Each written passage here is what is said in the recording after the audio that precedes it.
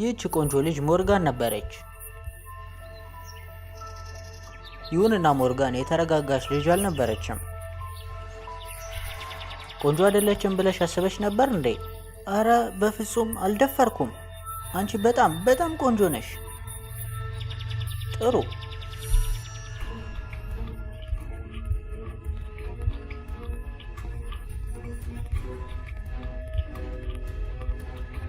ሞርጋን ማለት በሁሉም ነገር ላይ ቀናተኛ የነበረች ልጅ ነበረች። ይሁንና የንጉስ አርተሩ የካሚሎቱ ንጉስ እህት ስለነበረች ማንም እሷን ለመውቀስ ወይም መጥፎ ነገር መናገር አይደፍርም።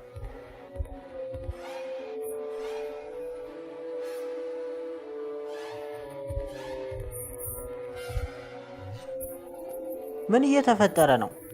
አርተር እስካሁን እኮ ለኔ ቅንጡ ወንድ አላስተዋወቀኝም። ኦ አይሆንም፣ ታይ እንጂ። ምን ንጉሱ ለኔ የሚመጥን ባል ማግኘት አይችልም ማለት ነው? እኔ እኮ ብዙ ነገር አልጠየቅኩ። ሀብታም የሆነ ቢያንስ ልዑል የሆነ ባል ብቻ ነው የጠየቅኩ። እኔም እኮ በእውነቱ እፈልጋለሁ፣ ግን ለምን ግን እንደማይመጥኑሽ አስባለሁ። ሄ ተው እንጂ። ክቡር ሆይ የጋውሉ ልዑል አለቃ ኮሎን ለመቅረብ ጠይቋል። ይበቃል፣ እንግዶቼን መቀበል አለብኝ። ብትሄጂ የተሻለ ነው። እንግዶቼን አታስቀይሚ። ይህ 12ኛው ሰው ነው። ለምንድነው ሁሉም ሰው ከኔ ጋር ጓደኛ መሆን የሚፈልገው? የንጉስ አርተር ዝናና አውሬውን ማሸነፉ እንዴት ያለምን ትኩረት አይስብም? መልካም፣ አስገቧቸው። እንዴ ድንቅ ነው! በመጨረሻም የኔ ተራ ሆነ። ሰላም አዲሱ የካሚሎት ንጉስ። እኔ የጋውሉ አኮሎን ነኝ።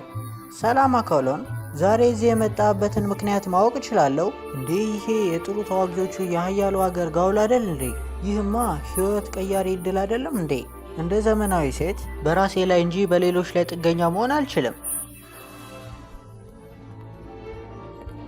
ለትንሽ ጊዜም የሞርጋን ገጽታ በፍጥነት የአቶ አኮሎን ጭንቅላት ውስጥ የማይረሳ ቦታ ያዘ። መልከ መልካሙ አቶ አኮሎን፣ አቶ አኮሎን እባክህ ስርዓት ያዝ። እኔ አይደለሁም ታውቃለህ። አዝናለሁ ወንድሜ። ኦ እንደገና ሌላ ሽማግሌ ሊያገባኝ ይፈልጋል። ለሽማግሌዎችና ለደባሪ ሰዎች አልመጥንም። አስብበት። እኔ በጣም ቆንጆ ነኝ። ብዙም አይኖር ሰው ላግባ?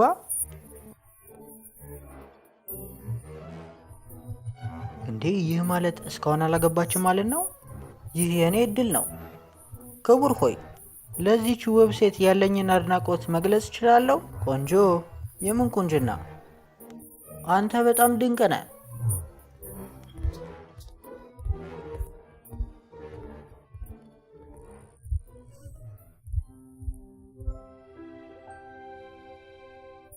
እኔ የንጉስ አርተር እህት ሞርጋን ነኝ።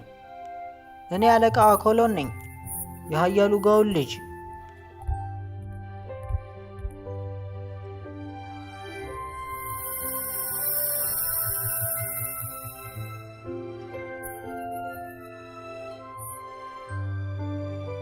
ምናልባት ይህ ምርጥ ሁኔታ ነው። ከዚህ በኋላ በወቀሳ አታስብም። በተጨማሪም ከጋውል ጋር ጓደኞች መሆን እንችላለን። ምክንያታዊ ነው። በትንሽ ቀናት ግንኙነት ብቻ አኮሎን ለሞርጋን ጥያቄ ቀረበ። በፍጥነትም ምላሽ አገኘ። ምክንያቱም ይህ የሞርጋን እቅድ ነበር። ጥንዶቹ በዚህ ጋብቻ በጣም ደስተኛ ይመስሉ ነበር።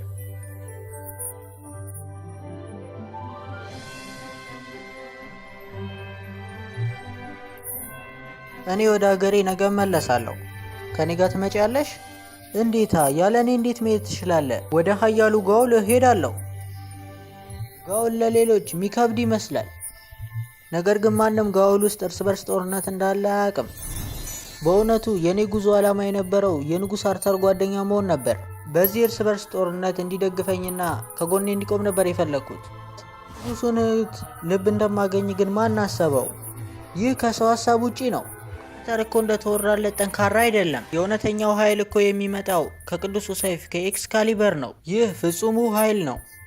እንደዛ ከሆነማ ጋውልን ለማሸነፍ ጦሩን እንደሚመራ አላስብም። አይደለም፣ ጭራሽ ልጁ ጦርነት አይፈልግም። እንዴት የሚገርም ንጉሥ ነው!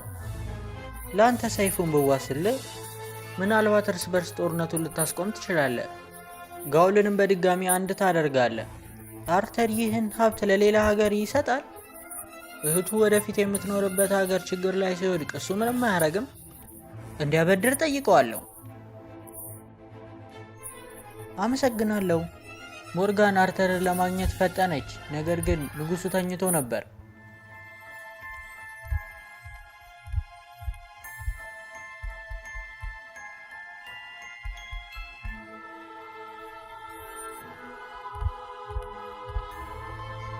ምን ይደረግ? አርተር ከተኛ ለመቀስቀስ ከባድ ነው። ወይ ሰይፉን መጀመሪያ ተበድሬ ወደ ጋውል ወስጄ አለቃ ክሎንን ልርዳ፣ ከዚያም እሱ የጋውል ንጉሥ ይሆናል። እኔም ሁለተኛ የጋውል ጠንካራ ሆናለሁ። ከዚህ በኋላም አልፈራም። ቅዱሱ ሰይፍ ካለ አርተር የአኮሎን ጠላት አይሆንም። ምን አስፈራኝ? መውሰድን አለመመለሱ የተሻለ ነው።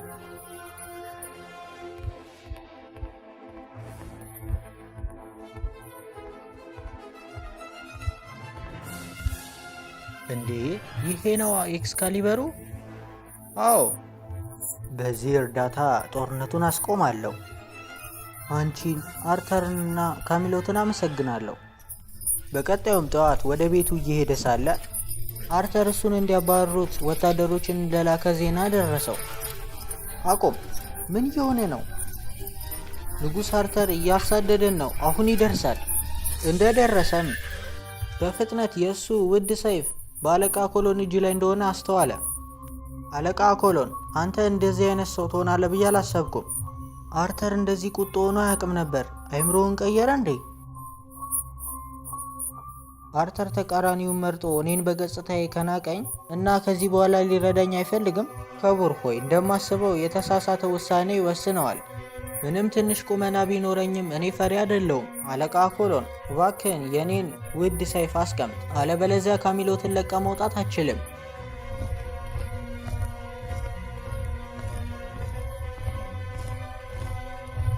ንጉሥ አርተር፣ እንደዚህማ ልትሰድበኝ አይገባም።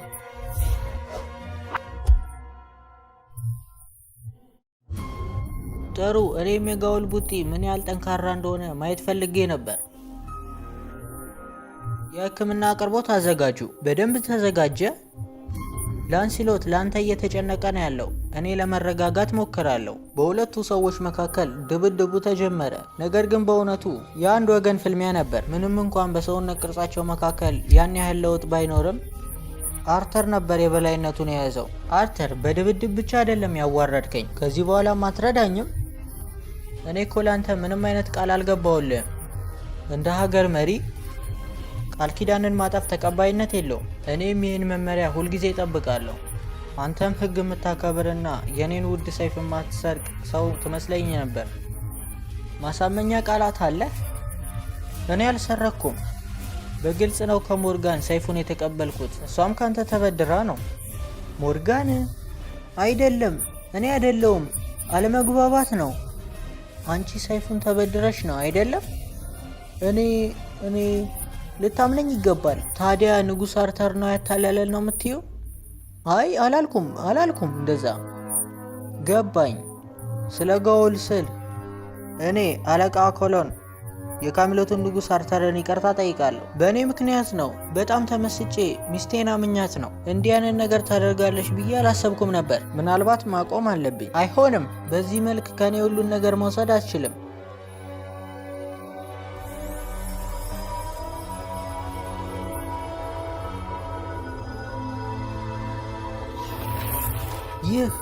ይህ ነው እንዴ የኤክስካሊበር እውነተኛ ኃይል?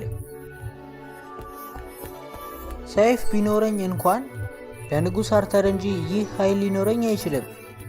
በደስታ በችሎታና በግብረገብ እንደተሞላ ሰው ከጀርባው የሚከተሉት ብዙ ችሎታ ያላቸው ሰዎች ይኖራሉ። የጎደለህ ነገር ምናልባት በደንብ አላየሃቸው ይሆናል። ድጋፋቸውንም አልጠየክም ይሆናል። የጋውል እርስ በርስ ጦርነት በቅርቡ እንደሚያቆም አምናለሁ።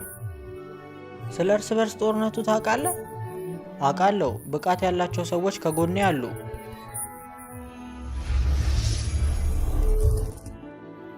ትክክለኛን ሰው መከተል እንመርጣለን። ስለዚህ መጨነቅ አይገባህም። እነዚህን ትምህርቶች በአእምሮዬ ይዛለሁ። አኮሎን ወደ ሀገሩ መመለስ ይችላል። መልካም እድል ይሁንልህ።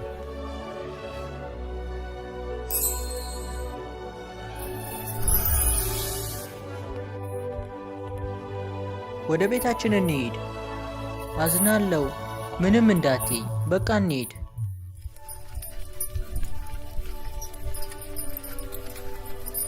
እውነት ነው፣ እሷ መጥፎ ሰው ነች።